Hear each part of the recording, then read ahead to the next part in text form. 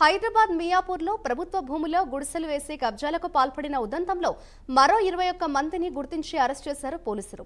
Miyapur survey number 100-101లోని HMDA భూములను పేదలకు పంచుతున్నారనే ప్రచారంతో ఇటీవల నిరుపేదలు వీటిని ఆక్రమించేందుకు ప్రయత్నించారు. వారికి అవగాహన కల్పించి నచ్చజెప్పేందుకు ప్రయత్నిస్తున్న పోలీసులపై కొందరు రాళ్లు రువ్వారు. దీంతో ఉద్రిక్తతను నివారించేందుకు 144 సెక్షన్ విధించిన పోలీసులు ఇప్పటి వరకు 51 మందిని అరెస్ట్ చేశారు. అరెస్టుల సంఖ్య మరింత పెరిగే అవకాశం కనిపిస్తోంది.